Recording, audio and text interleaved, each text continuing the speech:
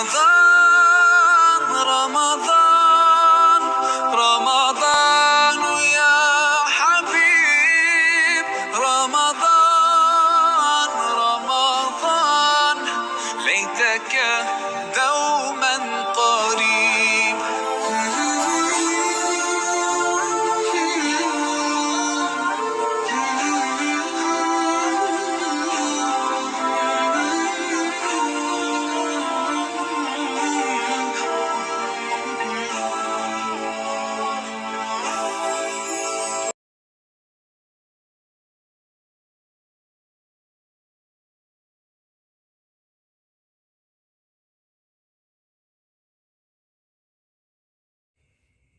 Bismillahirrahmanirrahim. Alhamdulillahirabbil alamin. Wassalatu wassalamu ala asyrafil anbiya'i wal mursalin. Nabiyyina Muhammadin wa ala alihi wa sahbihi wa man sara ala darbihi wa nahjihi wastanna bi sunnatihi ila yaumiddin. Amma ba'du. Fa ya ayyuhal hadirun wal hadirat, saudara-saudariku dan pemirsa dimanapun Anda berada, Assalamualaikum warahmatullahi wabarakatuh.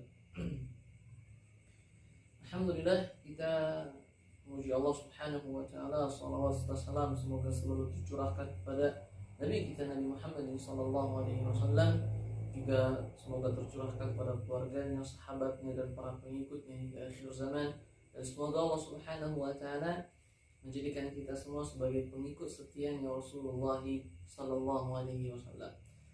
Bersama dengan kami di halaqah yang ketiga ini, insyaallah kita akan membahas tentang tema tarikh tashri' siyam, ibadat siyam, sejarah disyariatkannya ibadah puasa ini. Nah, kita ingin mengetahui apakah Allah Subhanahu wa taala menurunkan syariat siyam ini atau puasa ini, puasa Ramadan secara langsung, atau justru di sana ada tahapannya, ada fase pertama, fase kedua, fase ketiga. Ya, kemudian di balik itu semua pasti ada hikmah pelajaran untuk kita. Nah, maka para ulama kaum muslimin telah mengatakan dalam kitab Tarikh Tashri', banyak ulama kaum muslimin menulis kitab dalam tema pembahasan tentang sejarahnya Allah mensyariatkan ibadah ini. Salah satunya adalah puasa. Para ulama menegaskan bahwasanya ibadah puasa Ramadan ini 1 bulan full itu Allah turunkan dengan ada 5 fase, Jadi tidak secara langsung blek misalkan wajib bagi kalian untuk puasa bulan Ramadan penuh, tidak. Melainkan Allah Subhanahu wa taala menurunkannya dengan 5 tahap. Tahapan pertama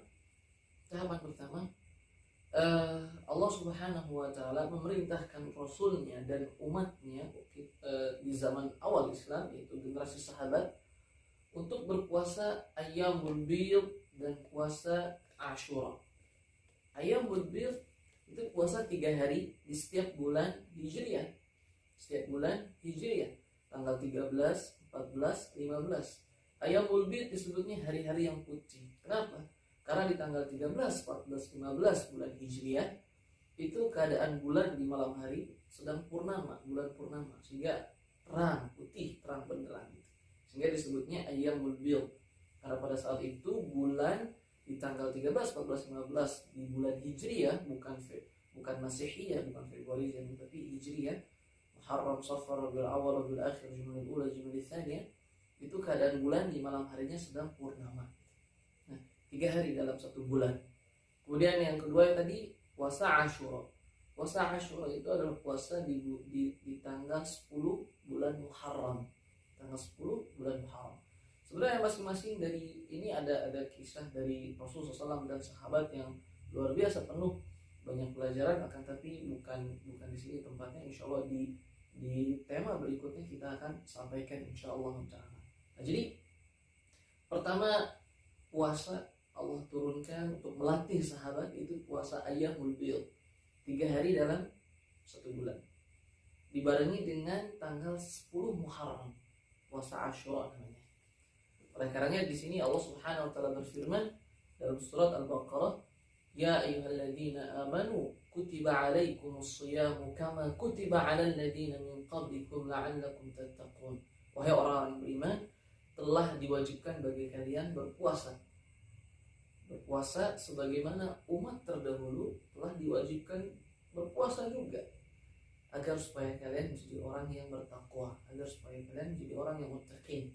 Jadi inilah pertama, Allah latih terlebih dahulu sahabat untuk puasa 3 hari saja dalam 1 bulan, ditambah 10 hari. Kemudian setelah sahabat memiliki berlatih puasa ini, tahapan yang keduanya yaitu Allah Subhanahu wa taala memberikan pilihan, yaitu silahkan boleh memilih Ayyamul Bid dan puasa Asyura ini, atau memilih puasa Ramadan, Ini tahapan yang kedua datangnya syariat puasa Ramadan. Jadi syariat yang tahapan kedua ini silahkan Nabi SAW dan sahabat pilih, kalian mau puasa Ayyamul Bid dan Asyura atau puasa bulan Ramadan full saja di bulan ke-9 dalam tahun Hijriah gitu. Itu tahapan yang kedua. Tahapan yang ketiga setelah itu Allah Subhanahu wa taala mewajibkan puasa Ramadan. Tapi ada pilihan. Bagi yang merasa keberatan, boleh baginya untuk tidak puasa Ramadan. Dia menggantinya dengan apa? Bayar fidyah. Fidyah itu memberikan 1 bungkus makanan untuk 1 orang anak yatim, untuk 1 orang miskin. 1 orang miskin diberikan 1 porsi makanan. Itu fidyahnya. Di bulan Ramadan wajib tahapan ketiga puasa. Tapi dipilih lagi. Barang siapa yang merasa keberatan silahkan membayar fidyah saja. Bayarkan fidyah saja, tidak perlu berpuasa. Itu cukup. Allah Subhanahu wa taala berfirman dalam fase ketiga ini, wa 'alal ladzina yutiqunahu fidyatun ta'amu miskin. Faman tatawwa'a khairan fahuwa khairul lah wa an tasumu khairul lakum in kuntum ta'lamun. Bagi yang merasa keberatan silahkan bayar fidyah, tidak usah puasa. Tapi tentu jika kalian berpuasa maka itulah yang lebih baik untuk kalian jika kalian mengetahui. Surat Al-Baqarah. Nah, tahapan yang keempat yaitu dihapusnya keringanan tadi. Jadi kan boleh itu dipilih mau puasa atau tidak, yang penting bayar fidyah, silahkan. Tahapan keempat tidak ada rukhsah itu keringanan, wajib semuanya puasa bulan Ramadan. Allah Subhanahu wa taala berfirman, "Faman syahida minkumus syahra falyasum." Maka barang siapa yang telah melihat hilal bulan Ramadan, kemudian besoknya beliau masuk 1 Ramadan, maka wajib baginya untuk berpuasa. Ini tahapan yang keempat. Kemudian setelah itu datang tahapan yang kelima. Tahapan yang kelima adalah ya puasa bulan Ramadan itu wajib. Puasa bulan Ramadan itu wajib. Kecuali 2 golongan. Golongan yang pertama, dia yang sakit. Bagi dia yang sakit, dengan syarat sakitnya itu justru kalau dia berpuasa akan menambah sakit yang lebih parah lagi. Kemudian kalau dia berpuasa mungkin penyakitnya akan lama sembuhnya. Kemudian yang ketiga, jika dia berpuasa mungkin akan lambat sembuhnya gitu. Nah, maka yang sakitnya seperti itu barulah dia boleh untuk tidak berpuasa. Kemudian wajibnya apa? Mengqadha'nya nanti di setelah bulan Ramadan, bulan Syawal, Dzulqa'dah, Dzulhijjah gitu.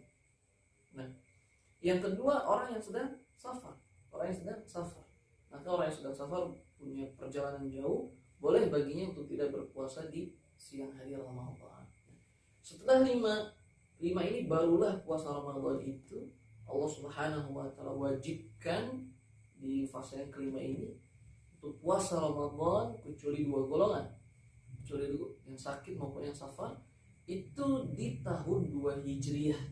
Berarti sejak Rasul sallallahu alaihi wasallam diutus menjadi nabi dan rasul, 15 tahun baru datang syariat tentang wajibnya puasa bulan Ramadan. Luar biasa. dengan 5 tahapan. Sehingga salah satu pendidikan yang bisa kita ambil di sini, kita ingin mendidik orang, tidak bisa kita langsung harus langsung sholat, langsung ini, enggak, tapi bertahap. Dakwah orang, ngajak orang itu bertahap, sedikit-sedikit. Jangan langsung ada orang yang melakukan kesalahan kita langsung ingin jangan langsung ini, tapi perlahanlah dakwah, bertahap dan sebagainya, sampai nanti imannya kuat, hatinya kuat, maka dia sendiri nanti atas izin Allah akan meninggalkan hal yang dilarang itu. Nah, kemudian sebelum kita tutup, kita ingin lihat bagaimana model puasa di awal Allah turunkan syariat puasa ini. Subhanallah, dalam hadis yang diriwayatkan dalam hadis sahih, Nabi seorang sahabat, ada di antara sahabat yang meriwayatkan bahwasanya model puasa kami dahulu adalah jika ini ada seorang sahabat pada saat itu dia berpuasa, ketika menjelang berbuka dia berkata kepada istrinya, wahai istriku, apakah ada makanan untuk saya bisa buka puasa? Kata istrinya, oke, saya akan carikan dulu. Setelah istrinya kembali ke rumah, ternyata istrinya telah mendapati suaminya itu telah tertidur. Kalau nggak salah ini adalah kisah Salamah ibnul Aqwa, sahabat Nabi SAW radhiyallahu ta'ala anhu. Kemudian istrinya mengatakan, celaka Anda wahai Salamah, karena ternyata di zaman itu, di awal itu, barang siapa yang tidur sebelum dia berbuka puasa, maka dia tidak boleh makan dan minum dan tidak boleh mendatangkan istrinya selama malam itu, sahur pun tidak ada, sampai nanti dia menjumpai maghrib keesokan harinya. Sampai Salamah ibnu Aqwa itu pingsan karena beliau adalah petani di kaum kalangan Ansor pada saat di Madinah. Beliau pingsan karena tidak makan malamnya, tidak buka, tidak sahur, karena tidak boleh, karena dia tidur sebelum berbuka puasa. Gitu. Akhirnya datang kepada Rasulullah SAW, sehingga setelah itu turunlah ayat yang membolehkan makan dan minumlah gitu, sampai nanti datang waktu sholat subuh, baru di situ tidak boleh makan, atau yang biasa kita sebut imsak dan sebagainya. Kemudian yang kedua, model puasa di awal fase ibadah puasa itu adalah orang boleh makan dan minum pada saat itu. Ini kisah Umar bin Khattab radhiyallahu ta'ala. Boleh makan, boleh minum, boleh mendatangi istrinya selama mereka belum sholat isya. Kalau mereka sudah sholat isya, maka makan, minum, dan datang ke istri itu tidak diperbolehkan. Nah, di antara sahabat adalah Umar bin Khattab dan sebagian sahabat banyak melakukan itu, tidak sanggup. Mereka ada yang makan dan minum dan mendatangi istri setelah sholat Isya, sehingga itu berat. Kemudian mereka datang ke Rasul Shallallahu Alaihi Wasallam mengeluhkan akan hal ini. Kemudian Allah berikan kemudahan pada umat ini, bahwasanya silahkanlah dari sekarang, karena Allah Subhanahu Wa Taala tahu kita ini lemah dan lain sebagainya, silahkan. Yang asalkan sudah maghrib, silahkan makan, minum, dan datang ke istri sampai nanti datang waktu sholat subuh. Jika sudah datang waktu sholat subuh, maka tidak ada lagi makan dan minum. Bismillah, Allah Subhanahu Wa Taala berfirman dalam surat Al-Baqarah, "Uhilla lakum lailatas siyami rafathu ila nisaikum hunna libasul lakum wa antum libasul lahun alimallahu annakum takhtanuna anfusakum fataba alaikum wa afa ankum fal'ana bashiruhunna." Kemudian wakulu washrabu hatta yatabayyana lakumul khaytul abyadu minal khaytil aswadi minal fajr thumma atimmus siyama minal layl. Nah, itu ayatnya panjang. Intinya ketika Allah Subhanahu Wa Taala melihat kita ini lemah dan banyak melanggar syariat Allah Subhanahu Wa Taala, maka pada malam itu Allah turunkan ayat ini yang membolehkan untuk makan dan minum dan mendatangi istri sejak dari maghrib, sudah waktunya buka, sampai nanti datangnya waktu subuh. Kemudian kita tidak boleh lagi makan dan minum sampai datang maghrib. Wallahu ta'ala a'lam wa a'lam bishawab. Semoga ada manfaatnya. Akhirul kalam wa akhiru da'wana alhamdulillahi rabbil alamin. Subhanakallahumma wa bihamdika asyhadu an la ilaha illa anta astaghfiruka wa atubu ilaik. Tugasnya adalah silahkan teman-teman bisa meringkas tentang sejarah disyariatkannya ibadah puasa. Silakan tulis dirangkum, kemudian bisa dikirim di grup WhatsApp insyaallah. Wassalamualaikum warahmatullahi wabarakatuh.